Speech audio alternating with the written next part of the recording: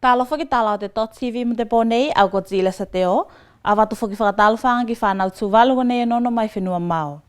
Mo te pōnei ka whakalongolongo tāua ki tala ki lunga i tūlanga o pepa whakasoa mea kai whakase ai, te ulua ofisa te kālesia kelisiano tūwalu whakasopo tēnā te utupe fau, pēnā whoki mo nistalaka.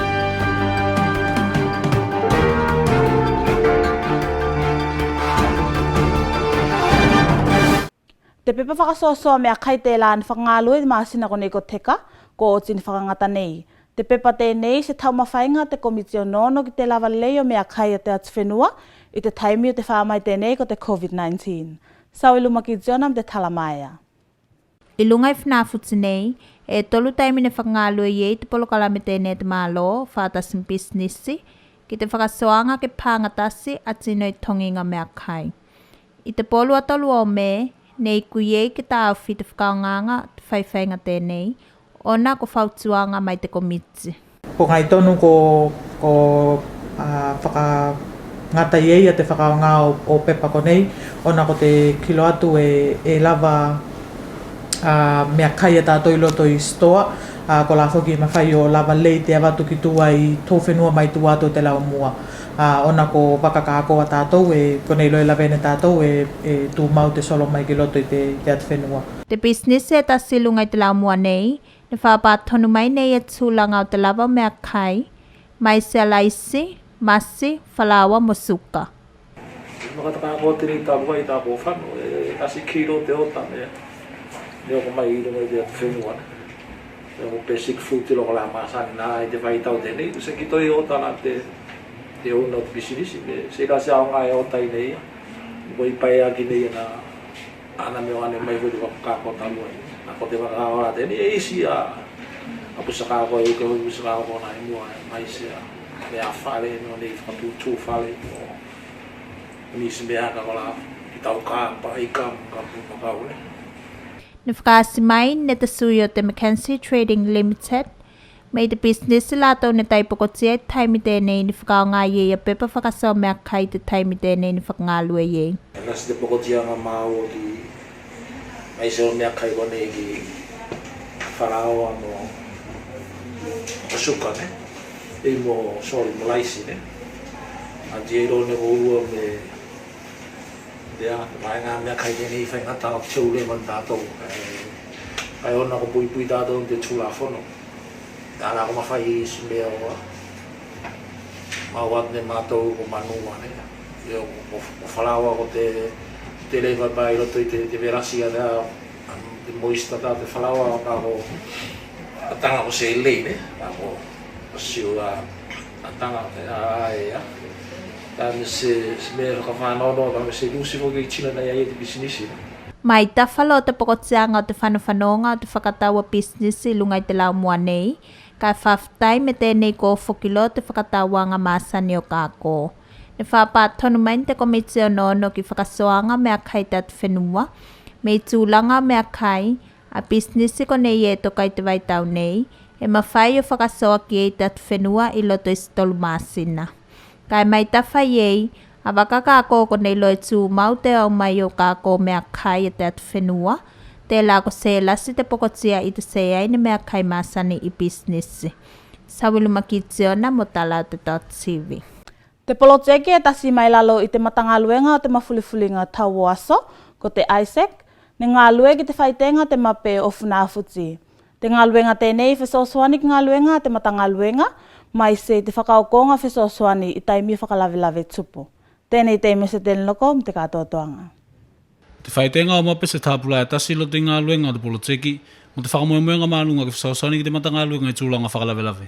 Te project e o ke nawanga activities e whaine, mai te taimine ka matai e ngā rue mo TAC mo mea ka ni te waitau tēnei, ko te ngā ruenga e tasi e manakongina ke whakataunu mai lalo te project ko te whaitenga o mape ne, mea tau data and information mapping. Nā te mape tēnei e manako ke a ke whakasai i o me ka whakasi nei a information ne, a data mo information ki runga loa i tino ko la ka pokotia mārosi i taimi o whakalawe mea tau mawhurifuringa o tau. I te project nei, te mea ta ke ke whakangane tinu taimi accessing information. Mai sero te I taimi o disasters. Kawa I poko disasters ko iloa ko ngā hunga nuwhi te awhaki o pamukawa te ko iloa te awhaki o tino mātua o te lala ko whaingofia te ngā luanga ki first respond o te disaster. Te whakamuamuanga te mapetini ni whakatoka, ke mawhai o iloa ko ngana whō tino, ke mawhai whakaoko ki e whasosoni I taimi whakalawelawe. Mai se lato ko lai pokotia malosi. Nei kui te matanga luenga, ke no fuai sectors ko nei e rima, mo te waitau tēnei ne, ko e awhi ei whaafine mo whakalawelawe ne, ko lai mai se whaafine ko nai nofo mo whakalawelawe, whai tama e a whoki, ko tamariki fōliki, ko la hoi peipi ne, ke hoki te ona tausanga I a primary schools, ne, preschools, tamariko la he rone tātou me mawhai o pokotia mawhai ko tupo whakalawelawe ne, ko te sua sekta ne nonongina e mātou ko tino mātua, ne, ko tino ko la se katoa toa, pēnā whuki mo talawou, ne au whiane mātou talawou, o nā me ko te age te la koi te la singo lātou e nofo mai lalo tau singo mātua ne, te la ki te matanga ruenga e tau whuki o nono ki te sekta tēnā ne, ki au whia I roto I te vaenga tēnei. I pati a Susan me ka whai ko toka mape ko nei, ko waka I ki te netsi ki mawhai o lawe ne tino, mo whakaputoputonga ko lai mana ko whasosoni ki tūwalu. Kai ka tēnā te mawhawhaunga ne nofo mo te matanga runga, ko te mea ki mawhai o whai tēne te mape ko nei, ko te mea ki mawhai lātou o e se ngata I lātou ke mawhai o whai te, e mawhai o maua ka whai ne report e mana ko ngina mawhai o access ne lātou, se ngata whoki a lātou te access ki runga I mea ko nei, ke mawhai whoki o nisi tino, mai se tamariki a konga, ne, tino mai tūwa, e isi ne, me ka oti te amape ko nei, e isi se, te waitau nei, e isi se web portal te matanga ruenga, tāni whai te whuki mai ralo o te project tēnei, ka mawhai o link katoa mea ko nei ki runga te web portal tēnei, ko te mea ke mawhai o lai veangina nei, mawhai whuki o maua a information ne tino ko lai mana ko ki ei ne, pe mai se ko tamariki a konga mo lātou ko nei mai tō ko lai mawhai o isini whesosoane e whai mo tūwalu ne. Te whakatupenga te ngā luenga tēnei e whakatupe whakilone te poloteki tēnei ko te Institutional Strengthening of Pacific Island Countries to Adapt to Climate Change, ISAC. Te poloteki tēnei e whakangālue loto I te tolu tausanga, te lai whakatautau ke oti e iulai te tausanga nei. Te mese te logo motala te .tv. Te whānau toko tasi mai te kālesia whanawhuti, ko tine whiliwhilia ke tuku kei te tōwhinga ko te teutupe. A te whakapotopotonga ko te Council for World Mission, CWM, li pōti ne maua mai e whai mai me a silinga kofe ne whiliwhilingina ke tausi nei e te tōwhinga tēnei mo se lewa e whātausanga. A silinga ne whiliwhilingina ne te kālesia ke lisiano o Tuvalu, ka e pālotangina tēnei ngoa i te pālotalasi a te CWM.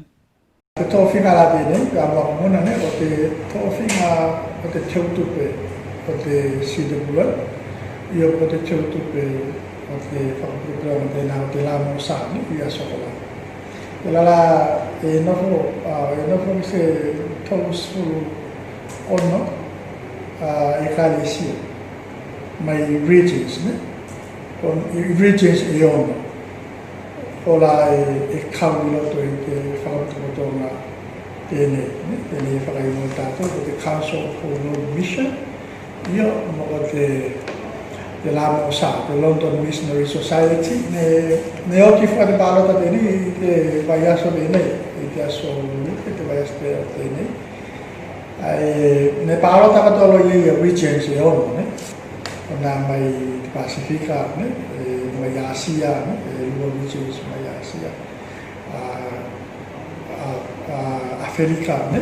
Europa, ne? O nā regions katoa e ono, o nā member churches I at the CWM, ne pāro tātoa, ne? Te rana e whakawhiawhia loto a te whainga pārota me ne mawhai o manu malo a te kamana o siri no kawhi I te tōwhinga te rana te tupe, ne? A te whakamotomotonga tēnei. ni mau nei palo kalle ne kusam te o iwasful wono paseni o te palo ka ni mau nei ne. A silinga ne moli tena whakawhatailasi ki te ulu ofisa, o na ko te loto tali tonu ke mawhai nei ia o tā awhi te tōwhinga tēnei, ko whakaeke atu ke aia. Fia vua au o, fia mo au ene au te. A te whiringa te rāne whai. Me ko te loto te kāresia, tēnei tātou ke siana tūpa. Ke nominate ne rātou a tuku ingoa. Ke awe ki runga i te whakatau saranga te se tino ke mo whai te treasure au te. A silinga ko wheko te whanau tūwalu mō mua ke maua nei a tōwhinga tēnei i loto te CWM. A whitilau e sikilo tēnā whakawhitai whakamālo o na miseanga noanga maunga tā ke maua ne se whanau tūwalu talu mai lo i te taimine māwai mai e te kālesia ki lisiano tūwalu mai Samoa i te awhi iwa se lau walulua. Kai mo te toe tala, a tinai whenua i tua mai se nukulalae kōkolo te loto whakawhitai ki te whesoasoani o te mālo mo tino katoa te atu whenua i te vai asu tēnei kō whano, ne whakaoko atu i a te whesoasoani a te mālo mo te COVID-19, te la e taki whasfulu tāla i te tino, mo la tau ko nā e nofo i whenua i tua. Toko tasia matai inukulalae ne whakasiaka nei a tēna fia mo te whakawhitai, ki te whakatokanga tēnei a te mālo, i pati a pule me lava kai toe te whesoasoani tēnei, ki lunga ia ia mo te whakasoanga o tēna kāinga.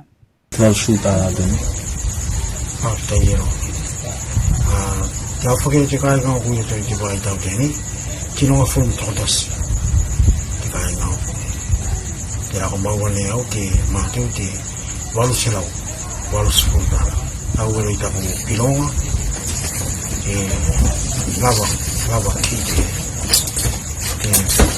sifurutara tēnei ne peofune mātou.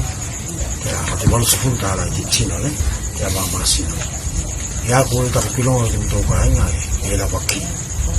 Te walu sifurutara te rai tino, i lote te mtau kāinga. Whārtei.